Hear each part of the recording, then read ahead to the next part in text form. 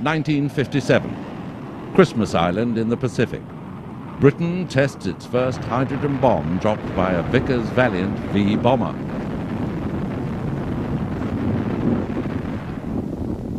After the Second World War, the Soviet Union, a former ally to the West, closed its borders and created the Soviet bloc under its leader, Joseph Stalin.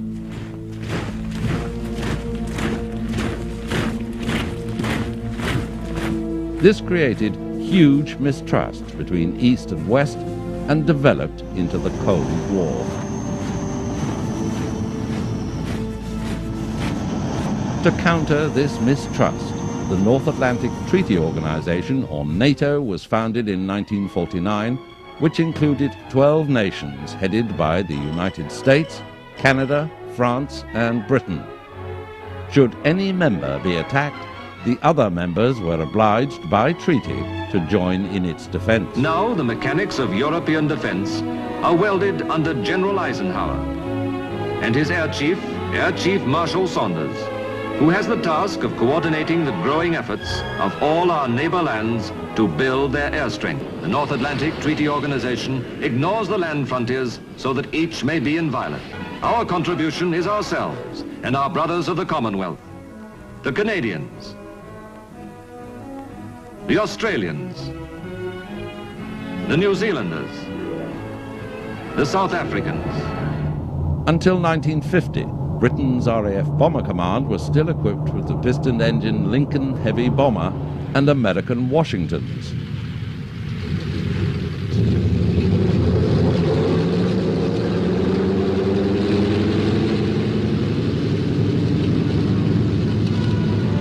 After the war, Britain decided to jump production straight from the Lincolns and the Lancasters to the jets.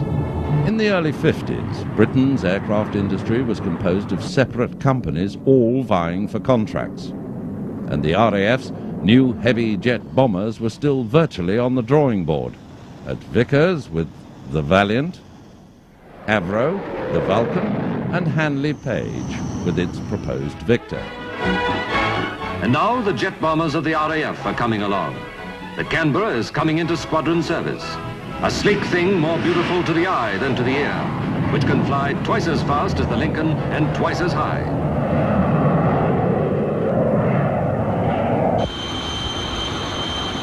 The RAF's tremendously powerful weapon to come is the Valiant, the new four-jet bomber, a magnificent example of British engineering. The jet engines inside the wings made the aeroplane look amazingly clean and streamlined. Astonishingly, because these aircraft didn't come cheap, we thought we would have two super V bombers. They are called V bombers because we thought the names would begin with a V, Vulcan and Victor. And then, in case these were a little bit too radical and were late, we thought, well, we'll have a slightly simpler aeroplane, the Vickers Valiant. And then we thought, well, in case that is a little bit delayed, we better have an even simpler one. And we invented the Short Sperrin, named after some mountains in Northern Ireland. Here's the SA-4, the first new bomber out of Short Brothers since the wartime Stirling. It has 4 Rolls-Royce Avon turbojets in double mountings, a business-like aircraft with speed, load, and armament still very much on the secret list. The Valiant was a betwixt and between. It wasn't as early and simple as the short SA-4 Sperrin, but using basically the same engines, 4 Rolls-Royce Avons, buried inside the wings in the case of the Valiant, we thought we would have an aeroplane that could be brought into use relatively quickly. Relatively quickly was a cross to bear for the Vickers Armstrong's design team at Weybridge and at Foxwarren in Surrey, because everybody said, well, it's quite simple. It's not as difficult as the Avro Vulcan or the Handley Page Victor. You can do it very quickly. And that's hard.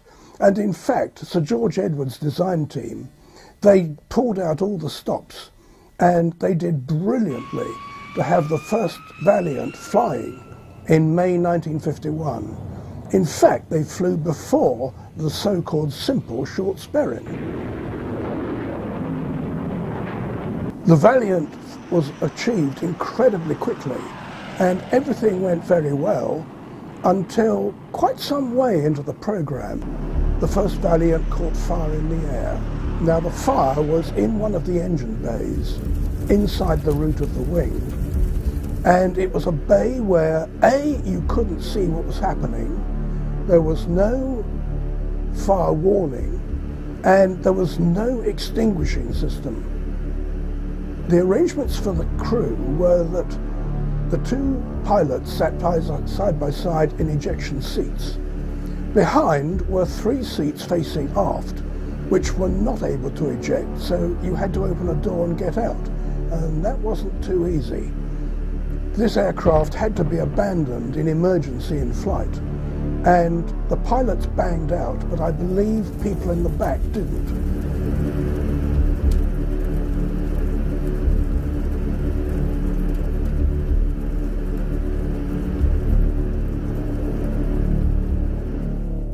The first Valiant was distinguished by engines that couldn't be seen. They were inside the root of the wing, and they were fed by a thin slit in the leading edge. It was a marvellous scheme. It gave minimum drag, and because of the design, it also gave you a large wing area, which was just what you needed for good performance at extreme altitude. And we're talking about 50,000 feet or more.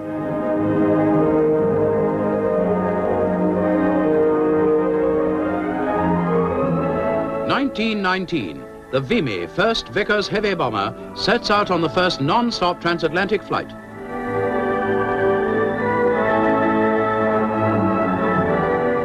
Early days of World War II. Day and night, the Vickers Wellington is a familiar sight on bomber stations throughout the country.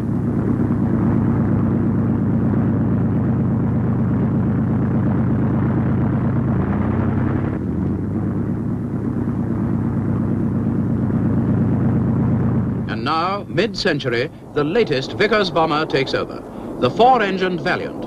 Its high-speed, high-altitude performance, overall power and handsome outline proclaiming its jet-age origin.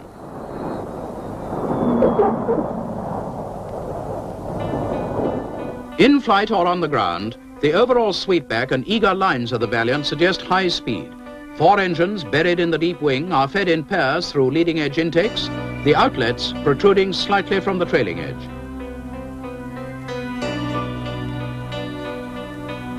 The early Vimy was fitted with Rolls-Royce Eagle engines. Carrying on the connection, 4 Rolls-Royce Avons form the Valiant's power plant.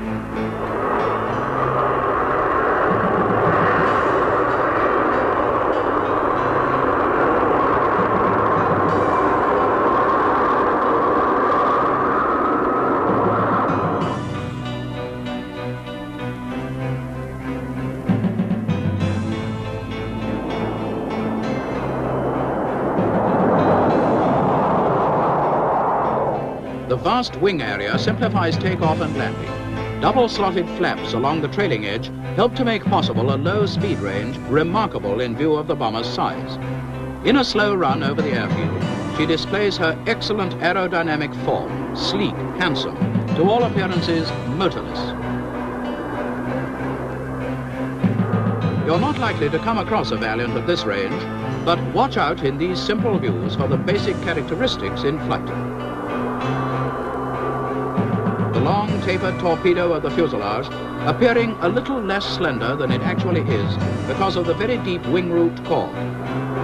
The high-set wing providing for a capacious load of conventional bombs, or today's alternative of an atom weapon. The shape of this wing is probably the most useful clue to the Valiant's identity. A great tapered surface with slight sweepback, leading edge strongly tapered on the center section, diminishing towards the blunt tips. Remember the way those thickened roots can give a look of anhedral to the flattened wing. The flatness repeated in the tailplane set nearly halfway up the fin.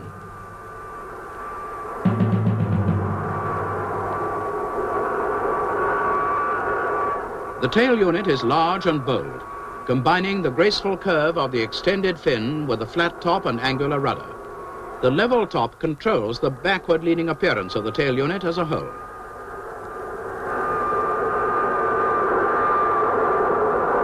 In spite of its size, the Valiant's sheer outline can present a recognition problem. Clues, obvious enough at this range, must be built up into an impression of the aircraft as a whole, an impression to be retained as detail disappears, or from the ground as a distant Valiant breaks through cloud.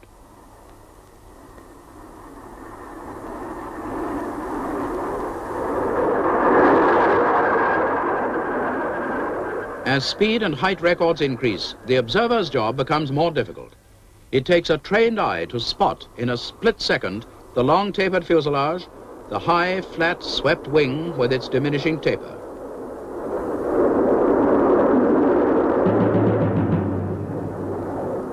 From these and the impression of effortless power, he'll name the Vickers Valiant. I think in 1953 or 54, Vickers came along with the Valiant, and it looked impressive. The fuselage was slightly longer, but the big change was instead of having tandem wheels which retracted sideways inside the wing, there were proper bogey landing gears with 4 wheels on each leg, which retracted backwards into streamlined blisters, exactly the arrangement later adopted by the Russians. It became a sort of Russian trademark. Why? Well, it was a heavier aeroplane. That's why it needed a new landing gear, and it was heavier because the structure was completely restressed.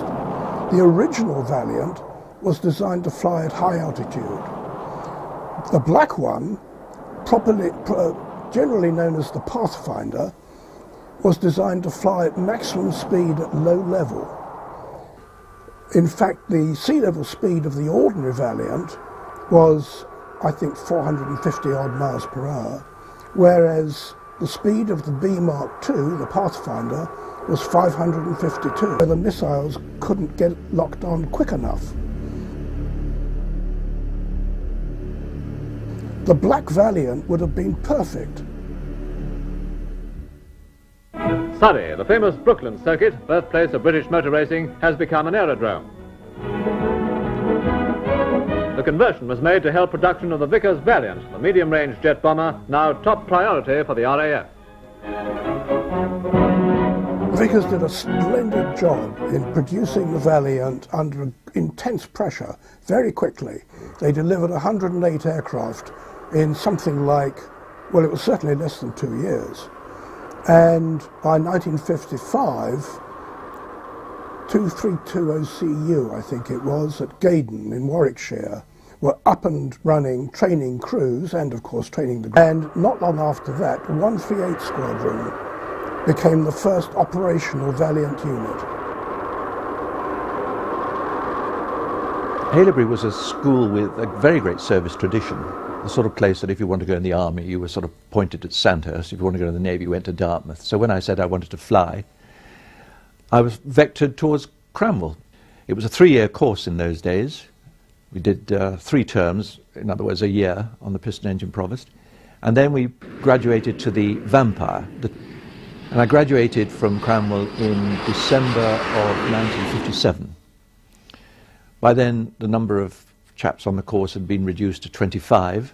About half went to the Hunter, and I and a number of other guys went to the V-Force. Some went to the Vulcan, and some went to the Valiant. The Valiant OCU was at Gaydon, and we did quite a lot of flights out of Gaydon in the training role, and then we were joined by the rear crew members who came for the last few sorties. And we all went back to Marham then, and suddenly I was in a crew. The flying consisted of navigation exercises and practice bombing missions, which was done using the radar bombing system. Of course, we didn't actually drop a weapon, but it was all done by radar, and they back-plotted where you were in the air at the point you released your weapon and where it would have hit. The Bomber Command bombing competition was the highlight of my time there, and we all trained up for that. And I think in about 1960 we actually won the bombing competition, my squadron 207, and I think my own crew was second in the individual performance. One of the targets I thought was a bit sacrilegious was the northeast corner of the Aston Martin factory in somewhere like Feltham or something in the home counties. Little did they know that they were being used as a practice target in those days. The Valiant really, like any bomber, was designed around its bomb bay. The Valiant bomb bay contains 6 stations. Station 1 for a 5-bomb carrier, forward lower position. Station 2 for a 3-bomb carrier in the forward upper position. Station 3 for one 10,000-pound bomb only. Station 4 for a 5-bomb carrier in the lower center position. Station 5 for a 3-bomb carrier, rear upper position. Station 6 for a 5-bomb carrier, rear lower position. The original idea was 1,000-pounders. At the Missile Preparation Building, the NCO guides the tractor driver along the center line, marked on the floor, to position the bomb trolleys directly below the hoisting gantry. The NCO controls the raising of the 5 bombs until clear of the SABT. The armourers insert the lower roller assembly. This fits onto the cradle to provide movement for the 2 lower bombs. After the load has been lowered onto this assembly, the 2 lower bombs are disconnected from the hoisting sling. The 3 upper bombs can now be raised to permit the armourers to insert the upper roller assembly. Tail units can now be located and locked into position. The NCO raises the carrier and moves the gantry until the carrier is directly above the first clutch of bombs. The cocking test indicator is now used to check that the release units are correctly cocked.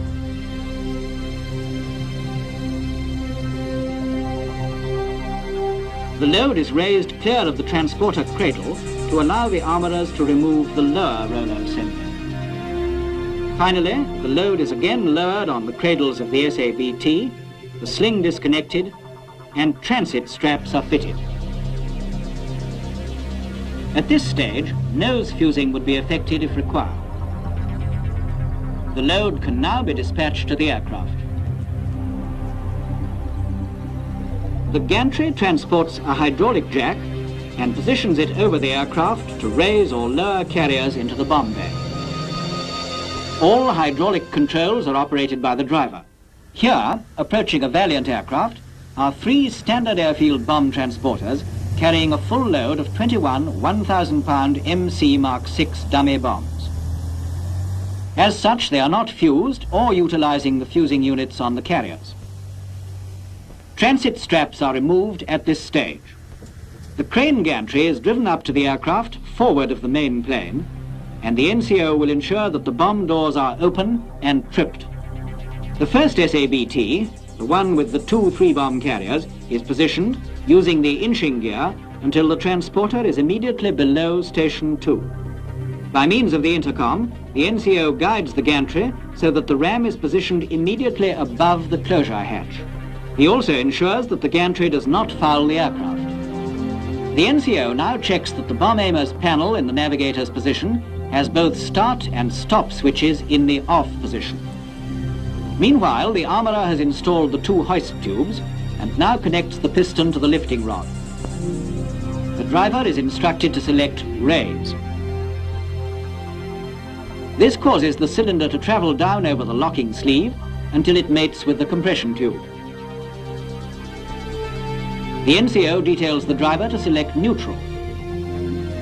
The armourer is instructed to raise and retain the operating handle, and the NCO instructs the driver to select lower. Here you see the release unit adapter, the H-piece, the lifting eye, and the lifting rod and torque tube assembly being lowered clear of the release unit housing. After the carrier has been coupled to the release unit adapter, a cocking test indication is carried out. The driver is detailed to select raise. The NCO steadies the carrier and watches that the 2 butting connector towers mate with their opposite halves on the aircraft. This is extremely important. The operating handle will assume the locked position automatically, and the armourer informs the NCO, who instructs driver to retain lever in the raised position. The second SABT is now inched in until the load is immediately below Station 1. This is the forward lower carrier position and still forward of the aircraft center of gravity. The gantry is now moved a few feet until the ram is immediately above this forward station. The ram connections and lowering for coupling are carried out as for the previous load. Here is the second clutch being hoisted. The lower stations, of which there are 3, are fitted with lower carrier adapters. In a like manner, the remaining load is positioned below Station 6, the rear lower carrier.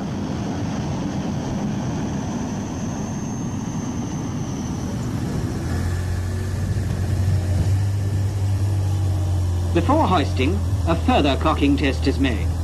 The driver is instructed to select raise. The NCO carefully supervises the hoisting operation. This will complete the full load of 21 1,000-pound bombs. A live bomb notice is placed on the aircraft.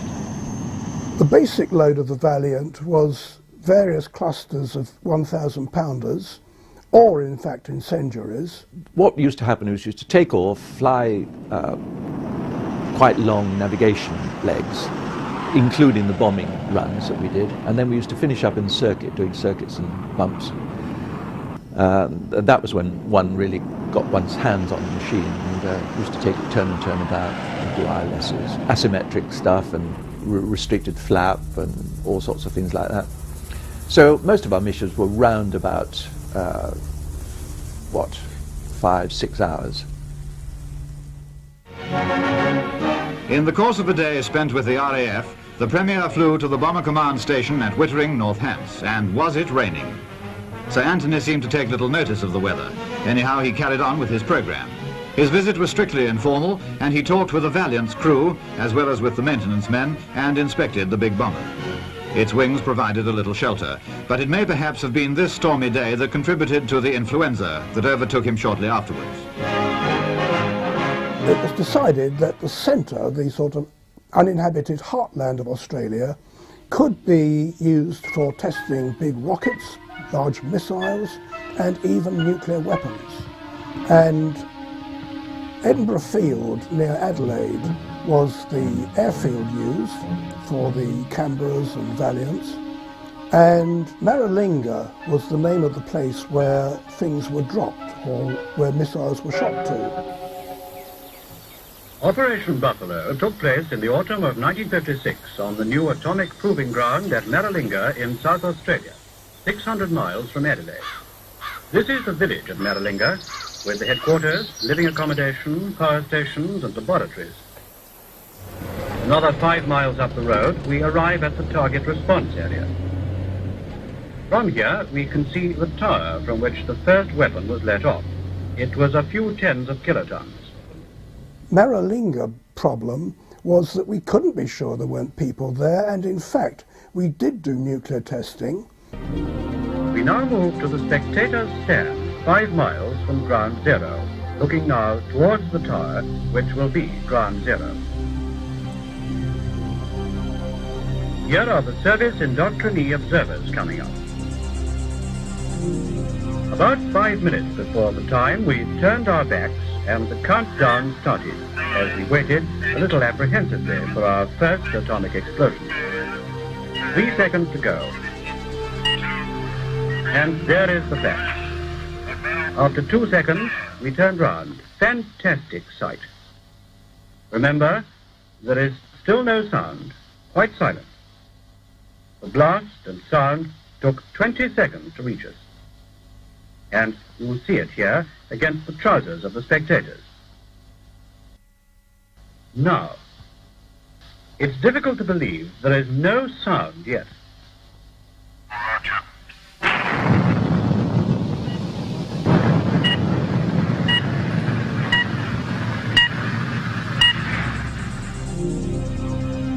There is ground zero.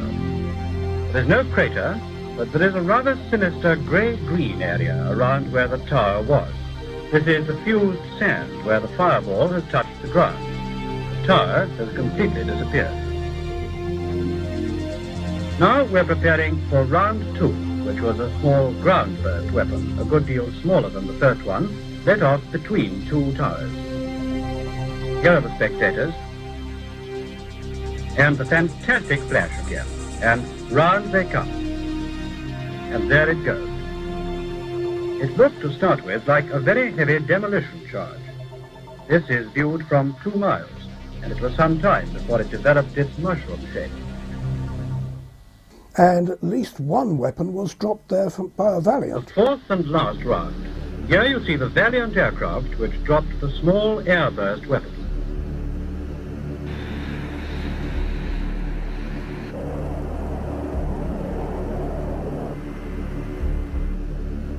Spectators are forming up now for this airburst run. It's again a lovely clear day, and you notice the cloud effects in the sky as the shock wave goes out. Again, this gives a typical airburst effect. Rather cleaner looking fireball with more vivid colouring rising rapidly into the air. Roger.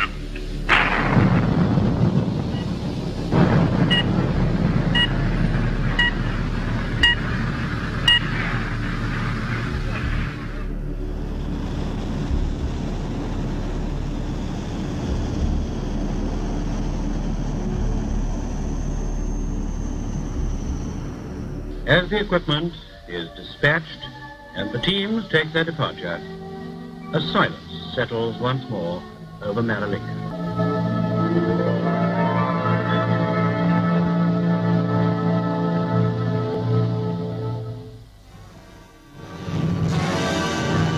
It was in the House of Commons that the government's decision was announced following Israel's advance into Egypt.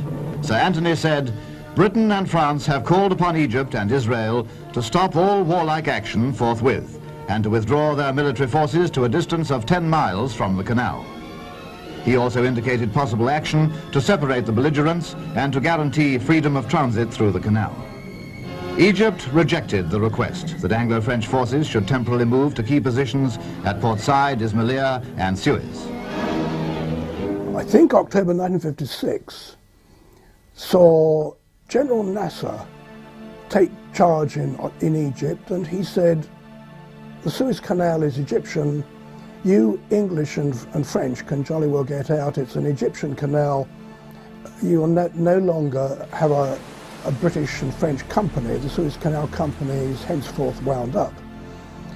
Now today, I think we would try and sit round a table, but the immediate response then was for the heads of government of Britain and France to get together and say, "These people cannot behave like this, we will bomb them."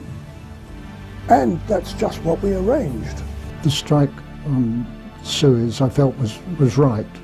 Suez came very early in my career on Valiants anyhow. We had been on the squadron less than 6 months in actual fact, and in truth of fact had not got our complete kits of MBS until the urgency of the Suez situation brought a rapid fitment of this equipment, which of course pleased us no end.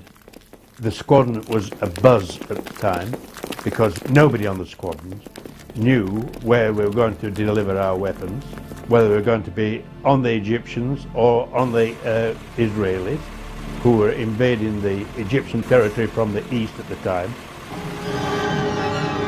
Now over to Cairo. It was Colonel Nasser, Egypt's dictator, who seized the canal over 2 months ago.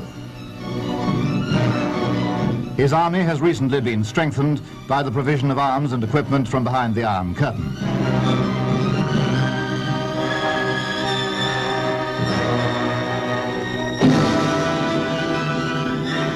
Great Britain instituted special troop movements at the time of the canal seizure. The Suez Canal had been built by the French and the British, and the right of usage was being taken away by Nasser. They were not called upon in that emergency, but they have remained ready for action. The Royal Navy played a leading part throughout the concentration. France, though heavily engaged in Algeria, has also been on the alert in the eastern Mediterranean. An agreement was reached with Britain some time ago to station some of her forces in Cyprus. That island is indeed a strategic base for Middle East operations. Reinforcements of British troops have been stationed here in readiness for any sudden call upon their services. We sent Canberras to Malta and Cyprus, And then we even sent out some of the first Valiants to become operational. And they were loaded up with 1,000-pound HE, real ones. And together with the Canberras, we set about bombing the Egyptians. 3 squadrons, 2 from Marham and 1 from Wittering, flew operations from Malta. Ships of the Mediterranean Fleet have been in support throughout the crisis. Acting as transports and escorts, they played an important role in the strengthening of Britain's Middle East garrisons, and they're prepared for whatever action may be necessary. The Anglo-French decision to act was duly implemented, and operations began with air attacks on military objectives in Egypt. I think we each flew 2 trips. One, the first night we flew to Cabrit to bomb the runway there and put the airfield out of service. And one of the oft-quoted stories is that the Egyptian air traffic controllers saw the Valiants coming and called up the first one and gave them useful headings, saying, your course to steer is so-and-so. And the Valiant captain felt extremely embarrassed because he was about to let go his load. It was something like an old bomber command exercise. We didn't fly at the maximum height we could have done. We flew in line astern, something like 3 minutes between each aircraft. During the trip into Cabrit, the lead aircraft was attacked by a meteor, which was practically hung from his nose in the sky, firing up at the Valiant. But on receiving this fire, the lead pilot passed the message back, and the entire force climbed to well above 40,000 feet. The next night we flew to a place called El Agami, which purported to be a naval base of perhaps for submarines. The first night we bombed visually, the nav plotter doing the bombing from the visual position. The second night we bombed on radar. None of them did hit the airfield except which was the target, the runway.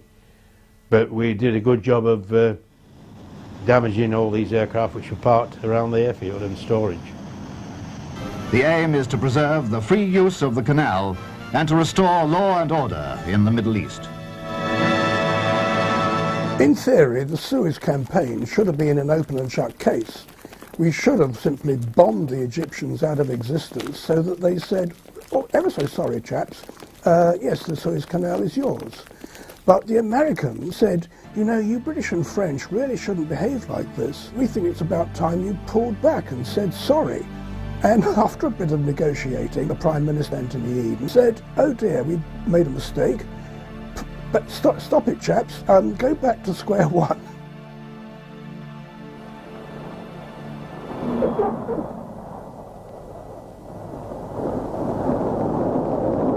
They did, of course, on the Valiant have do experiments with rocket-assisted takeoff.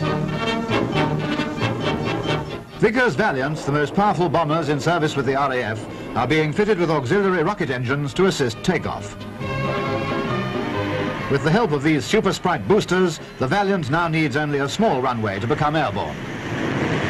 For the Valiant, de Havilland went to town with an enormous package called the Super Sprite, in which you could inject kerosene to give extra thrust. The Vickers Valiant, shown at Farnborough, was fitted with 2 de Havilland Super Sprite liquid-fuel rocket engines.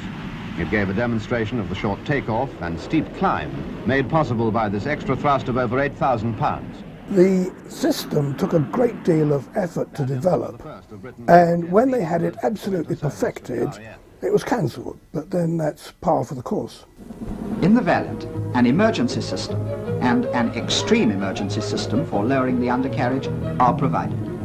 A selection of undercarriage down, we got 3 reds. And once again, Chief, what shall we do?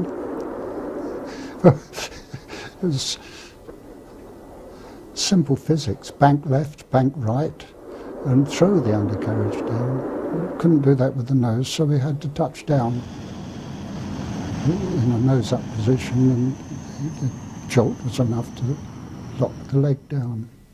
It transpired that the batteries had boiled at the forward end of the bomb bay.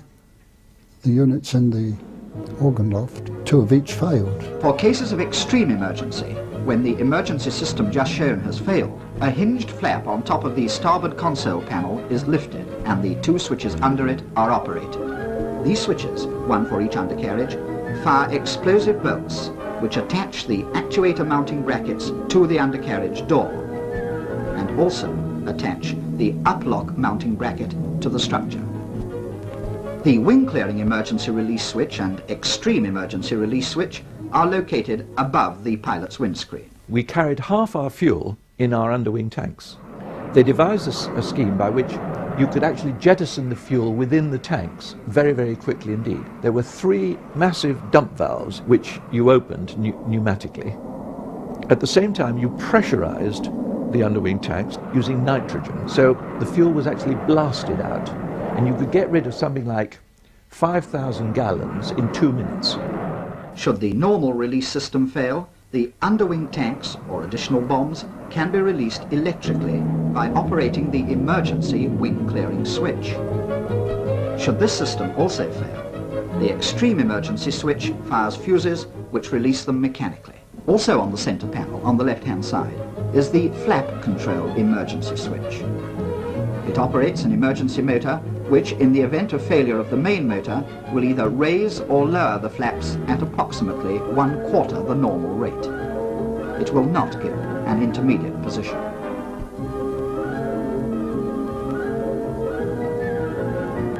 When abandoning the aircraft in flight, the ejector seat charges are fired by pulling the face-blind handle. The pilot's canopy is fixed by 26 explosive bolts that are fired electrically. So be careful of the 2 canopy jettison levers located one by the side of each console panel. We will now permit the airman to demonstrate how to jettison the canopy in an emergency. Push the fingers under the hinged lid at the cutout part and pull the lever inside it upwards. The first part of the lever's travel fires the explosive charges in the canopy bolts and hence jettisons the canopy. The last part of the lever's travel disengages the control column, which, being spring-loaded, automatically moves forward, clear of the pilot's legs. I suppose the biggest fear was that if you ever had to abandon the aircraft, and it did happen, certainly to my knowledge, in the case of the Victor, they had some problem and they were forced to bail out quite low down, and the captain stayed at the controls and bailed out far too low for the rear crew members, because of course they didn't have ejector seats, so they had to go out through the door. It would have been impracticable, and the cost would have been too great to have fitted the 3 medium bombers with ejector seats for the rear crew. There are 3 emergency exits on the Valiant, which can be used in the event of a crash landing or ditching. These are an elliptical hatch containing the window on the starboard side of the cabin, the entrance door on the port side, and the sextant dome. The only means of escape for the 3 rear crew members depended on at least one pilot to hold the aircraft level whilst the rear escape door was opened by the AO or whichever navigator got to it first. The windshield is released and protects the airman about to jump. This gave some shielding from the wind effect flowing past the entrance, and then one just did a nosedive straight out of the aircraft. The sextant dome is removed by squeezing together the 2 pairs of handles mounted on the back rest tubes and pulling the dome inwards. The container for the inflatable dinghy and its auxiliary equipment is located aft of the cabin on the top of the fuselage. The dinghy is released by pulling the release handle in the cabin roof as far as it will go.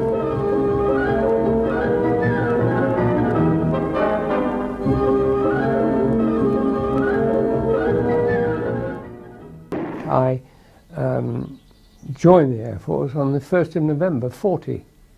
We went on to a conversion school with the Oxford. From there we went on to the Wellington.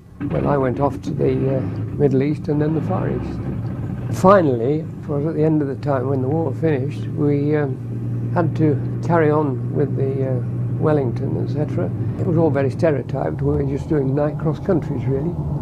So in the end I said, well, the CO, that I wasn't really paying my way, as it were. I'd like to make a change if we could. I'd like to go, I said, well, I'd like to go on the Vengeance, the dive bomber. and they were literally only down the road, the squadrons. In no time at all, I did a little bit of practice flying, as it were, on a local Harvard, and then went on to the big fella. And it was a big aeroplane, albeit it was only a single engine aeroplane, but it was a very big one. We went to war with that. It was a pure dive bomber, and it was at its best when you've got the bomb doors open and the air brakes out, and you were going straight down. Really, you could just aim the aeroplane straight down. You got over the top of the target and aimed yourself straight down at the target. At the appropriate height, you released your bombs and pulled out, and away you went. And off I went on to Mosquito instructing. On the same station, there was a unit which was doing conversion on meteors. And Jock and I were talking one day and said, you know, we really ought to get ourselves some jet hours. We're getting a bit out of date. We had a quiet word with our friends down on the other squadron, and they converted us to 88. We've now got our jet hours, at least to start with, and not too long before we were on the Canberras. Like the Mosquito had been in its day, this was the same. It was new and it was smooth, and it did all the things it was supposed to do. Quite straightforward. Then we had what was we all referred to as the V-Force.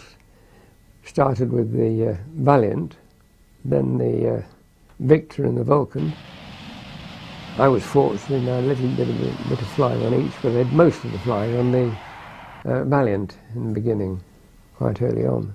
Again, that was all the same systems, but it was a bigger aeroplane, and it was half a dozen of us on board.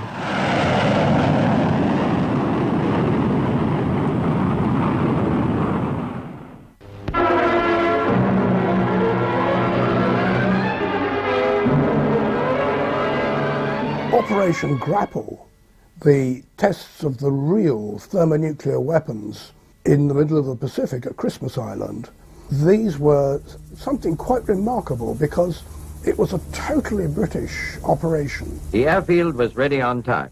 The Americans, who in fact had had a lot of help by the British and other British Commonwealth physicists and scientists to create the atom bomb, they said, it is now ours, you can run away and play, we're not going to give you any further information on how we're developing thermonuclear weapons. We then had to do the testing ourselves, of course. This meant, among other things, changing the appearance of the Valiants. They had been in natural metal. They were painted with special anti-flash white paint, which reduced the flash effect, the temperature rise. 8 of these V-bombers were required, and well over 100 special modifications had to be embodied in each. At the Atomic Weapons Research Establishment in Aldermaston, Britain's foremost scientists, under the leadership of Sir William Penny himself, redoubled their efforts to ensure the readiness and efficacy of the bomb and its test and control components. In order to achieve a clean bomb and to contain its effects as far as possible, it had been decided to restrict the Grapple series of tests to airbursts high above the Pacific Ocean. All bombing crews, therefore, were faced with the urgent requirement for great bombing accuracy, not only in air, but also in height. And this necessitated intensive training, first at Orford Ness, then Maralinga, and later in the Pacific Zone itself. And a thermonuclear explosion, you can't sort of half do it. It's got to be done properly. And this meant protecting the Valiant and protecting the 2 pilots. Christmas Island, a small atoll in the Pacific, was the base of the operation. Valiants, Shackletons and Canberras on the airstrip. Towards the end of January, the Shackletons began to fly in from Coastal Command. 2 squadrons, 206 and 240, had been selected for low-level met reconnaissance, the sea search of the Grapple area, and general transport and photographic duties. Bomber Command, apart from number 49 Squadron with the Valiants, provided number 76 Squadron with the Canberra B-6s and number 100 Squadron with Canberra PR-7s, all flown by volunteer crew. But pride of place in the entire operation went to the Vickers Valiant. March saw the arrival of number 49 Squadron Bomber Command, again composed entirely of volunteer aircrew. The first group to touch down were given a ceremonial welcome.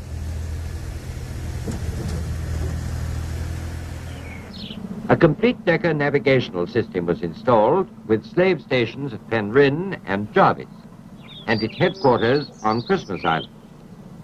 Decca, with its hyperbolic grid of wireless waves radiated by ground stations and picked up, reproduced and correlated by internal instruments, the flight log, plots the aircraft's exact course and location and enables the pilot to fly with unerring accuracy to any predetermined point in space. In April 1957, the build-up of the Air Task Group was completed. Early in May, the native workers and their families were evacuated by sea and air. They had worked hard and well, but now their part was over. The final phase was about to begin.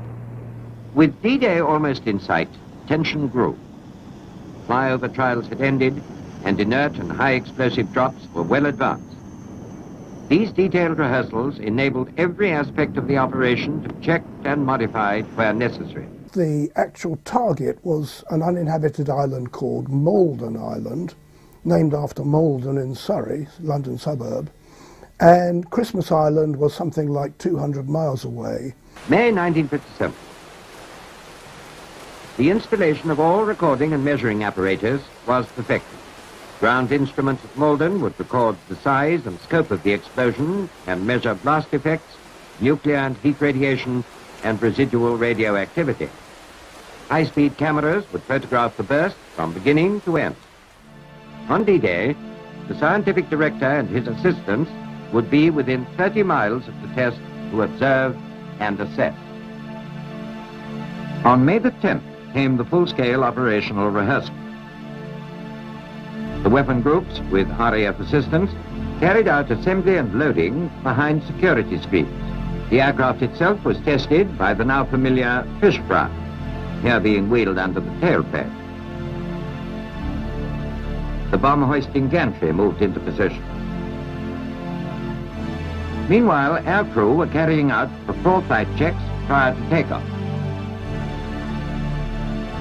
Taking off from main base, the Valiant flew southwards to Malden, its course plotted and checked by the Warrior's radar.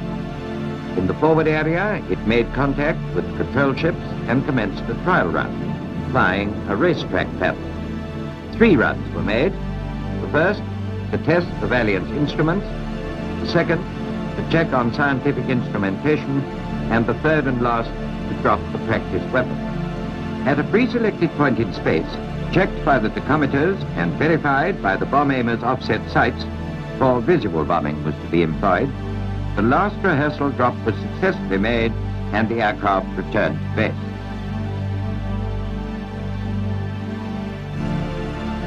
Before dawn, D-1, the first aircraft left on final weather check.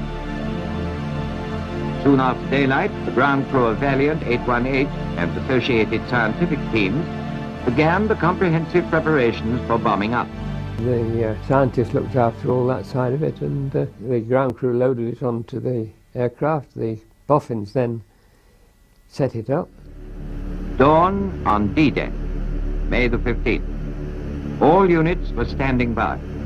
While bombing up was being completed, the crew of Valiant 818 received final instructions on the tarmac. Now the ultimate decision rested with the task force commander. During the day, scientists and service personnel were withdrawn from Malden and embarked in Narvik, Warrior, and Messina. Now bombed up, the Valiant left her security screens and was towed carefully to a special parking position at the extreme end of the runway. This kept taxiing down to an absolute minimum. The Valiant's crew, skippered by Wing Commander Hubbard, went aboard the aircraft. Much could still happen that was unforeseeable, but within the bounds of human effort, all things had been checked, all possible safety measures taken. Target Island was now left for the bomb. Malden waited. At 8 hours minus 70 minutes, the Valiant was given the order to start engines. 10 minutes later, into a clear Pacific sky, Valiant 818 took off safely. As it headed south from Alden Island, personnel dispersed from the safety lorries. Within the aircraft, which flew at 45,000 feet, constant radio communication was kept on a selected frequency with JOC and the control ships, even at that late stage. Should any fault have developed or weather conditions unexpectedly have deteriorated, the operation would have had to be postponed. On decks in the forward area, observers dressed in protective clothing awaited the sight of the Valiant. Throughout, the bomber was shadowed by a second Valiant, which flew in open formation below and behind its leader. This grandstand aircraft gave a duplicate crew the advantage of full operating experience during the live drop of a megaton weapon. Their approach was plotted by the Warrior's radar. In the Warrior control room, all naval ships in the forward area were constantly checked for position. In less than an hour, the Valiants reached the rendezvous point 75 miles north of Malta. The bomber turned north to assume position for her live approach. In ships below, personnel sat with backs turned to the point of burst, hands covering their eyes.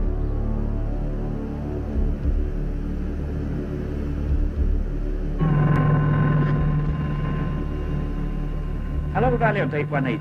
We are now taking you over. Can you hear me? Receiving you loud and clear, over. Good luck. Thank you, and same to you. Bomb doors open. Minus 75 seconds. Here, the blackout screens for aircrew protection had been temporarily removed to enable this photographic record to be made. Minus 60 seconds. Telemetry to internal. Minus 50 seconds. Steady on 203. 203. 204. 204. Steady. 203. 203. After the weapon had been released, there would be a lapse of some 40 seconds before the actual explosion to allow the dropping aircraft to escape. Minus 20 seconds. 202. 202.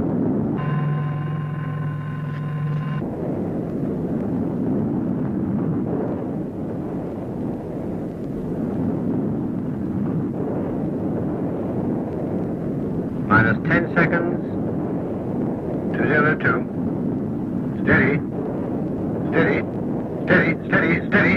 Now, bomb away. You would then release the great weapon and immediately enter a maximum rate turn. We released the bomb and then did a manoeuvre to turn out of the way so that our tail was towards the release when it burst.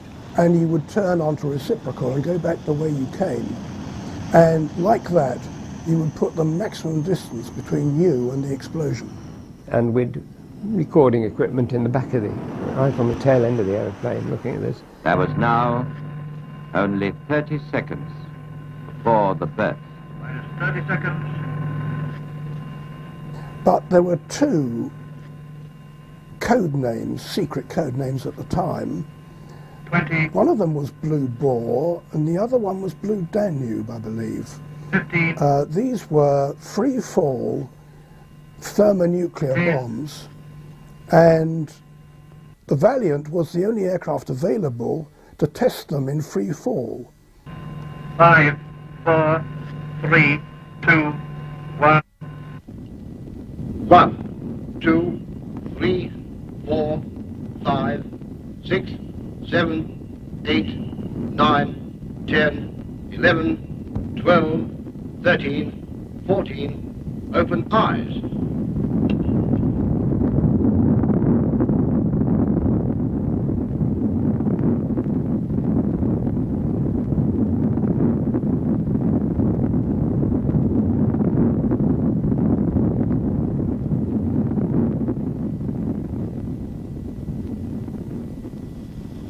And we had lots of Canberras with special instrumentation, so that when the bomb had been dropped over Malden Island, the Canberras could fly through the cloud and sample all the radioactivity. This primary sampler had remained within the area of burst for 45 minutes, flying in and out of the cloud itself.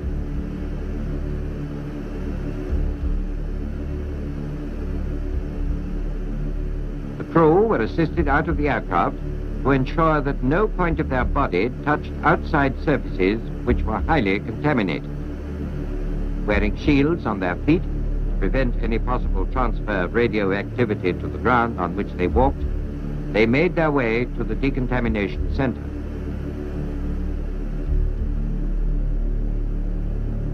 Initial samples were now taken out by specially trained crews who extracted the filters from wingtip tanks.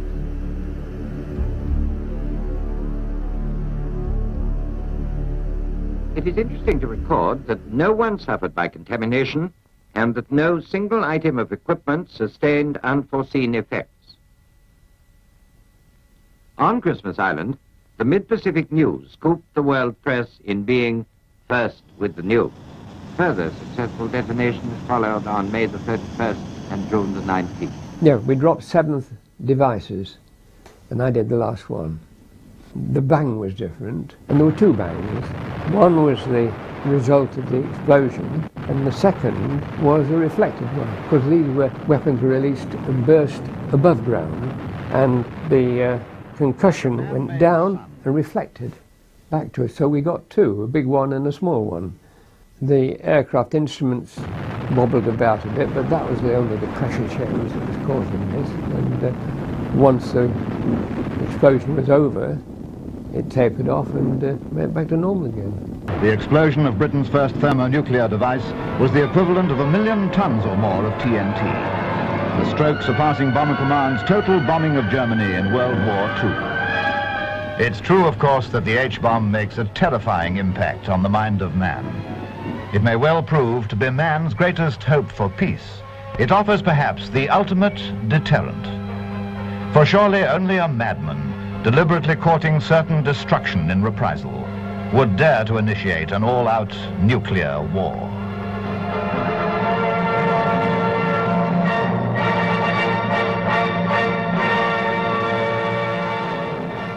One of the areas where Britain was a world leader was in air refuelling. By the 1950s, we had what we called the probe and drogue scheme. Developed after years of intensive experiment by Sir Alan Cobbin. A Lincoln bomber acts as a tanker, and a Meteor takes on the fuel at about 250 gallons a minute.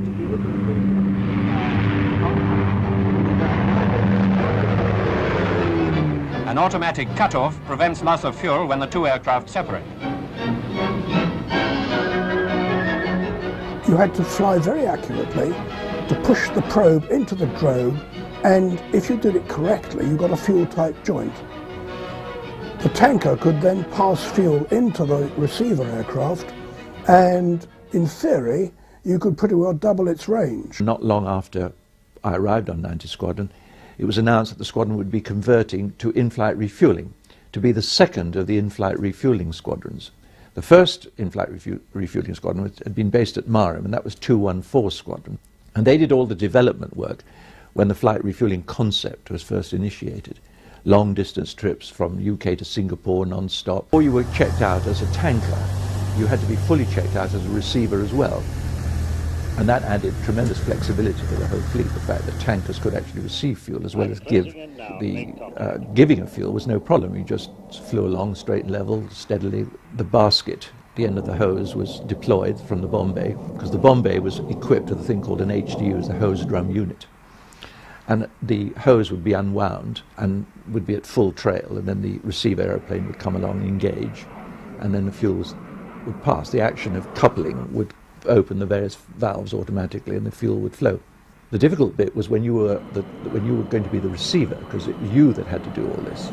And the first time I was shown it, I thought, there is no way at all I'm going to be able to do this. I could not hold station behind the drogue.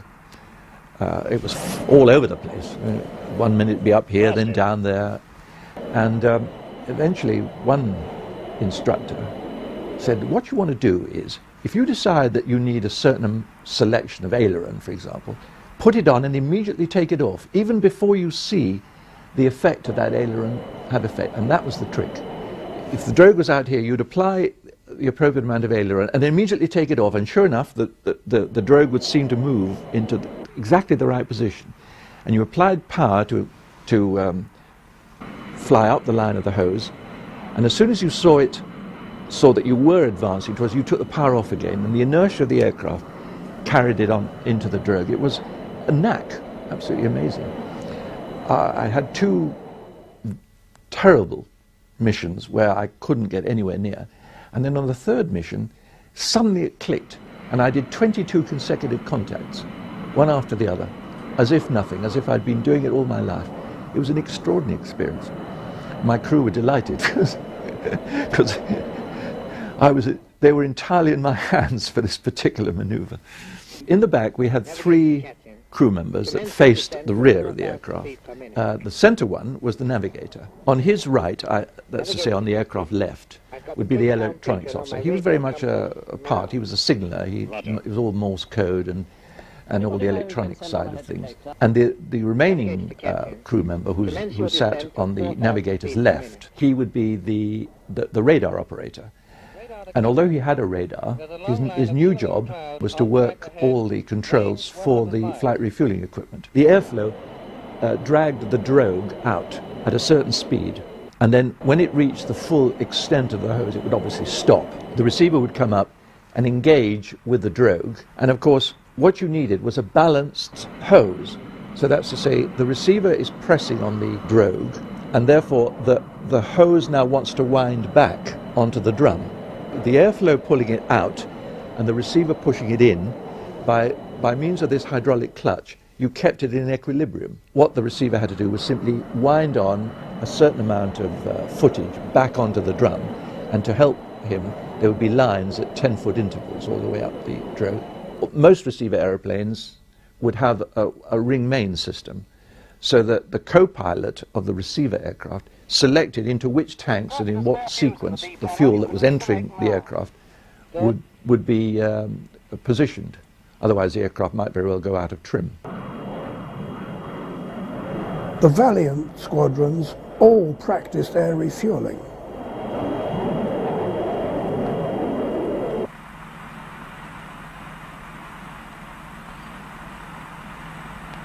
Now for Cape Town. The bomb door's emergency control switch is on the right-hand forward corner of the center panel. Pressing the switch raises the deflector, opens the bomb doors, and then jettisons the bombs. In Valiant, you had to open the bomb doors, then open the deflector, then you could close the bomb doors, leaving the deflector open. And this particular day, this had been done because they'd found there was a fault on the fuel gauges. I jumped into the bomb bay, and there were practice bombs bombed up ready for their next sortie. I crawled underneath them to the adjusting points of the fuel gauges and adjusted the fuel gauges with the aid of a colleague who was in the cockpit. We were connected up on the intercom. When he had said that the gauges were satisfactorily adjusted and everything was working all right, he jumped out of the aircraft yelling to Chiefy to close the aircraft down because we were finished. Well, and I was still putting the panels on inside the aircraft, inside the bomb bay. Chiefy didn't bother to check, and he just closed the deflector down and went off to lunch. Made myself as comfortable as I could amongst these bombs that were in the bomb bay, and fell asleep. When everybody came back to fly or take the aircraft off, I didn't hear them until they started up the engines.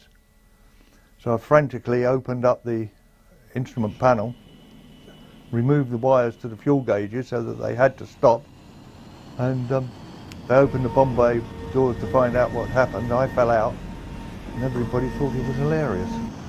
If I hadn't pulled those wires off, the aircraft would have taxied away and taxied off. There was no way I could have attracted anybody else's attention, and I'd have been flying off at high altitude, frozen, solid, died, and possibly when they opened the bomb doors, dropped as a bomb onto the target and found a couple of pounds of strawberry jam, I suppose. During the 1950s, the intercontinental ballistic missile came on apace.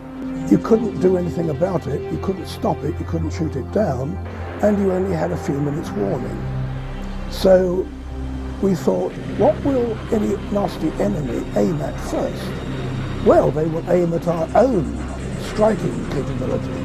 And what's that? Why, Valiant squadrons. Now, the Valiants couldn't be hidden away in a silo or in a deep hole in the ground for missiles, so we tried to disperse our Valiants to all sorts of airfields where there was a decent runway, and we also practiced what was called quick reaction alert. For the QRA, what used to happen was that you were rostered on a particular day, and you spent 24 hours on quick reaction alert, which is what QRA stood for. And you went into this sort of bunker arrangement where you had your own catering, your own sleeping accommodation, and you lived in your flying suit. And every now and then, the Bomber Command controller would actually launch you. The sirens would go, or a bell, or a gong, or something, and the chaps would run out, get into their aircraft. When you climbed in your seat, you strapped yourself in, and everything was all ready, so all you had to do was just start the engines, open the throttles, and away you went. There was no pre-flight checks to done, because you'd already done those in advance. And they would scramble in the shortest possible time. The whole system was that you had to be airborne within 4 minutes. And we used to practice that, and one of the crew chiefs in the V-Force designed a system where you could start all 4 engines at the same time, instead of individually, which was the case until then. Of course, that shortened the time tremendously. On QRA, everything you did, you had to do as quickly as you possibly could. Part of the procedure was to open the nose cap on the underwing fuel tank and to turn on the nitrogen valve to pressurize the tank. This took the time necessary to open the nose cap, reach inside, turn it on, put the nose cap back on, secure the 2 fasteners. I found that 2.5 turns turned it on, so I worked on a couple of spare pulley wheels, and I turned them literally into pulley wheels instead of hand wheels.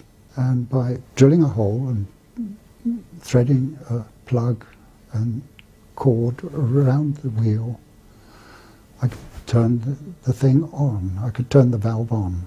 And by drilling one little hole in the nose cap, I could do it without needing to remove the nose cap. So that cut quite a large number of seconds off the time for me to turn on my nitrogen valve.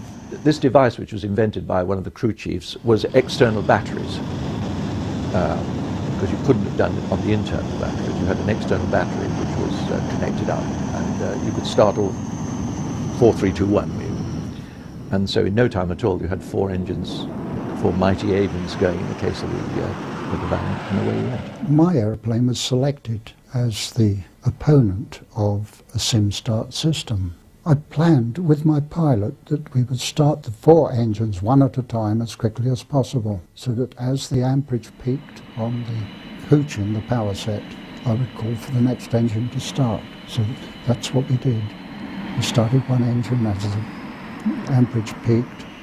I called for the next engine, he selected the next engine, and so on for all 4 engines.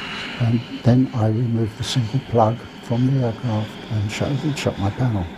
The SimStart aircraft had a much more complicated system where he would have to start his 4 engines, then he would have to remove the leads from the aircraft, and then he would have to do up one of the large panels which we use for recharging the oxygen and nitrogen. My aircraft, with its simpler system of turning on the wing tanks, the underwing tanks, and the much more rapid removal of the power set, enabled me to get the chocks pulled away from my aeroplane while he was still fastening up his SimStart panel. And we actually beat his taxi time. And it was always quite impressive to have 4 V-bombers from the, if you like, the flag dropping to be in the air within 4 minutes. This V-bomber scramble shows the speed with which Bomber Command is able to get a deterrent force into the air. 4 aircraft airborne in under 2 minutes.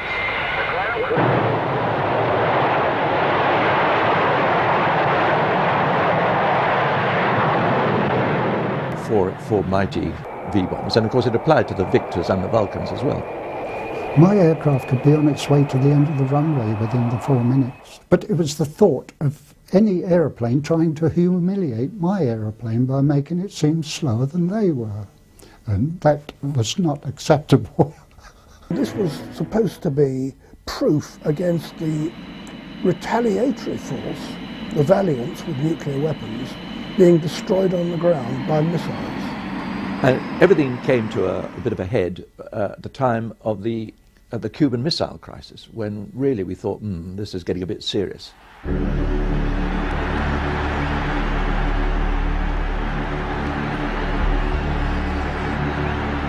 American intelligence had proved that the Russians were establishing a series of missile bases on the island of Cuba, which was within a very short distance of the United States. And President Kennedy issued an ultimatum. This is Thomas H. Wolfe in Washington. An atmosphere of calm determination prevails today throughout the United States and reportedly throughout all the nations of the Western Hemisphere as the United States begins to make effective a quarantine to prevent the delivery to Cuba of any further offensive military equipment from the Soviet Union. Point number 1 calls for the immediate dismantling and withdrawal from Cuba of all missiles and all other weapons with offensive capabilities. In his speech Monday night, Mr. Kennedy clearly spelled out that the United States action was being taken because, as the President phrased it, of, quote, unmistakable evidence, unquote, that a series of offensive missile sites is now in preparation in Cuba. Missile sites whose purpose, the President said, quote, can be none other than to provide a nuclear strike capability against the Western Hemisphere. The ships that have been observed approaching Cuba carrying these missiles were going to be sunk unless they turned back. Mr. Kennedy pointed out that it was Cuba and the Soviet Union who were responsible for the bellicose buildup. Mr. Kennedy emphasized that aggressive actions by the Soviet Union had tremendously increased the threat of war. War which, of necessity, would lay open all the world to nuclear destruction. Well, strangely enough, at the back of one's mind, one thought, well, surely this isn't going to happen. We'd been training for it ever since I'd been in the V-Force, of course, but somehow or other, I was pretty confident that common sense would prevail and that we wouldn't be launched to take out whole cities in Russia, which was really quite a frightening prospect, I have to say. Officials state that the U.S. knows of 24 Soviet rocket bases in Cuba. We could hear the haggling about the missiles going into Cuba and President Kennedy wanting them out, and the possibility of a strike being made, in which case the aeroplanes would go and probably not be able to come back. That the United States wants a peaceful solution was emphasized by President Kennedy's direct appeal to Chairman Khrushchev. Of course, we realized that this was probably the first time since we've actually been in the V-Force, certainly I'd been in the V-Force, that we were really in the situation was becoming very serious indeed. And this might be the crunch point where things would happen. Every day you did the checks, the pilots and the crew would come out and they'd operate the aircraft systems, and you'd be linked to the bomber controller and you'd hear the message, exercise Edom, for bomber crews only. This is a practice scramble. The aeroplanes would start and go to the runway, but it was practice, and you're waiting for the day when they said exercise Edom. This is not a practice scramble. And we were waiting at the end of the runway for World War III to start. And so the issue is clear. The Soviets can end this crisis by the prompt dismantling and removing of offensive weapons in Cuba. And around the world, men and women today hope that they will do so. Fortunately, the Russian ships did in fact turn round, and that defused the whole situation. And so we were stood down. But it was quite an interesting time, I have to say.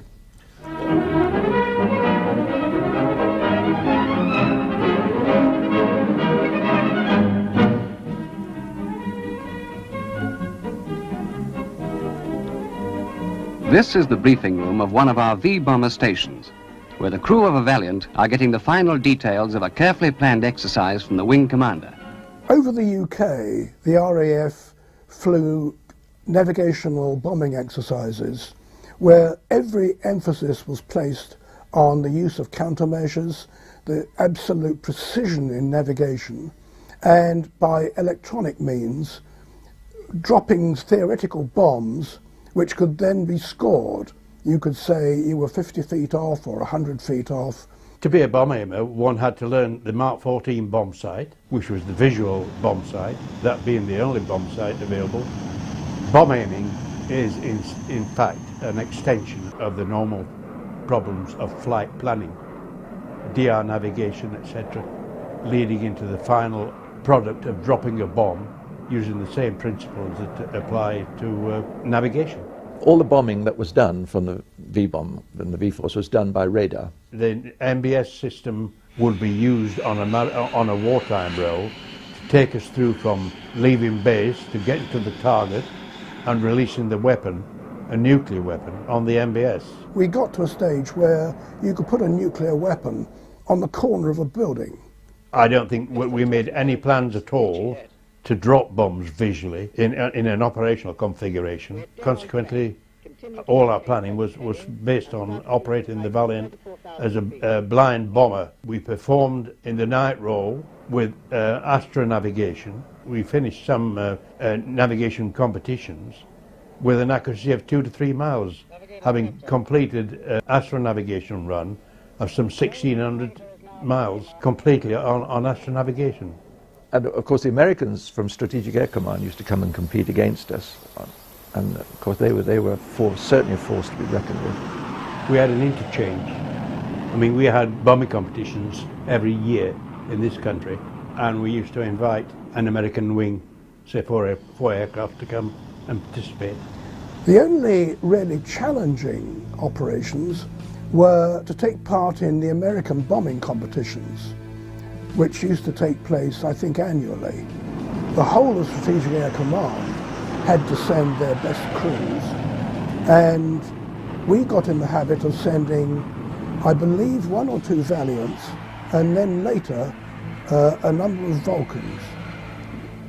It was just superlative. We were treated as the Americans treated their SAC crews, treated like lords. I forget the motto, but SAC is our insurance. They meant their insurance against attack from the Russians in the east. The Valiants certainly didn't disgrace themselves. There were 8 crews selected from number 3 group who flew 1 mission each out of 146 total crews. We had 2 teams of 4, an A team and a B team. Both our teams came in the first 20th position. One team came 7th and the other team came 20th, and the reason that they came 20th was that one crew lost the use of its radar beam. The aerial misfunctioned and they were unable to carry out any bombing runs at all.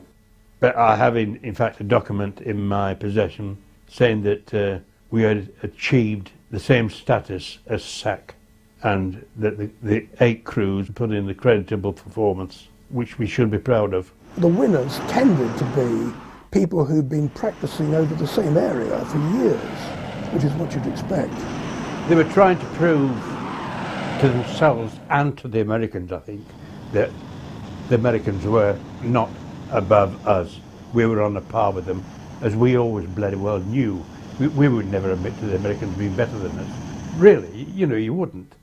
but it was very good training, very good practice, and also I think showed the Americans that we also could play our part.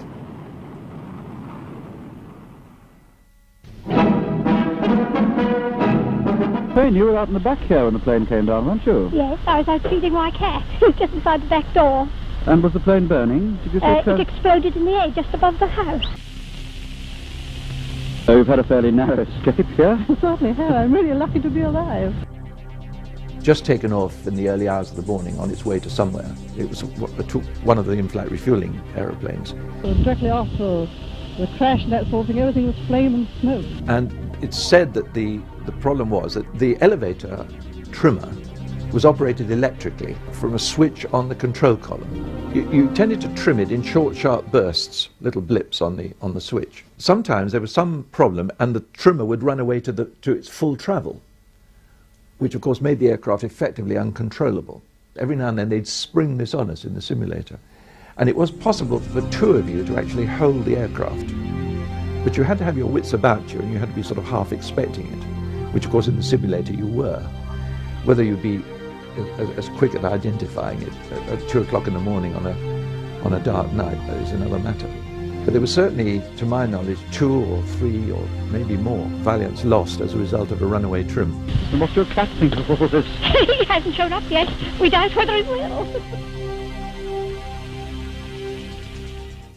Whereas in the 1950s, all the effort was on flying higher to get away from missiles, by the 1960s, the missiles had won.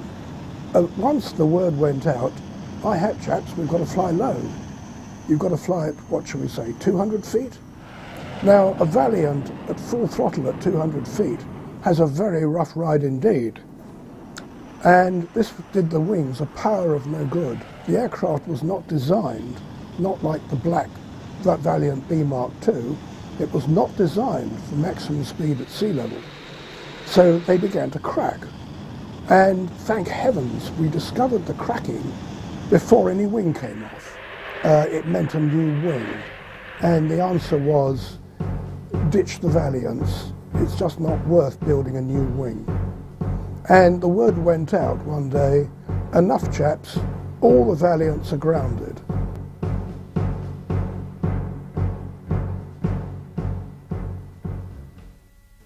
To me, she was the best thing that's ever flown until Concorde came along. The aeroplane supported me in what I was trying to do, which was to be the best that I possibly could be. I have never, ever flown in a Bomber Command bomber in an operational capacity or otherwise that I have learned to rely on as much as I did with the Valiant. It was heavy, it was smooth, it was a good aeroplane. But then flying the Victor and the Vulcan after that, I'd say they were the same. I found it a delightful aircraft. It was a bit down on speed compared with the other two V-bombers, the Victor and the Vulcan. I think I liked the Valiant the best, you know, but that was because it was the first, I suspect. The Valiant, of course, was a bit of a stopgap aircraft, wasn't it? It was the first one to come online.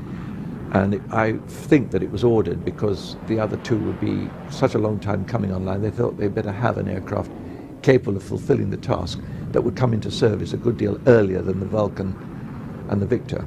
In my opinion, it was the finest aeroplane that I ever worked on, because I had a relationship with that aeroplane and with the crew that flew regularly with it. Overall, the importance of the Valiant is that in those days we had a powerful national, all-British aircraft industry which could do any task that it was set. And as I've said, we made 108 Valiants very quickly indeed. They were excellent aeroplanes for their time. They could do, well, pretty near everything that a B-52 could do, except they couldn't fly quite so far. And they were extremely reliable in service. They were outstanding value for money. And if only they had been structurally designed for low level, like the Valiant Mark II was, who knows, we might even have some in service now. It was a good bomber.